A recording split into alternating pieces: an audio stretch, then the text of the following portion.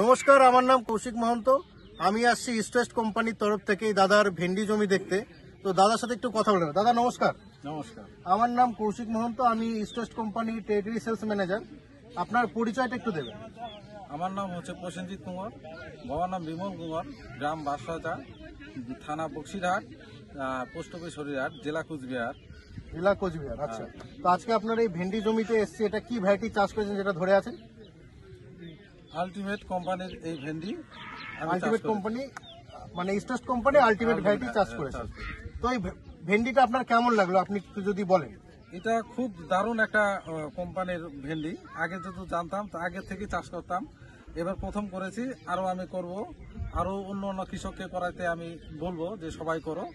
এবং উচ্চ ফলনশীল, এবং এর গাছ হয় একটু ছোট ধরনের গাছ হয়, পাঁচ কাঠি বেশি এবং ফলনও বেশি। আর অন্য অন্য রোগের তুলনায় এর রোগ মানে খুবই কম, এবং বৃষ্টি সহনশীল এই গাছ। আর গাছের আপনারা কালার দেখতে পাচ্ছেন, খুবই ভালো। আচ্ছা, এমনি বাজারে চাহিদা কেমন? বাজারে চাহিদা খুবই, দেখতেই পাচ্ছেন সুন্দর সবুজ ভেন্ডি, খুব বাজারে চাহিদা। অন্য ভেন্ডির তুলনায় এটা 2 টাকা বেশি বিক্রি করা যায়। 2 টাকা বেশিতে আপনার বিক্রি করা যায়।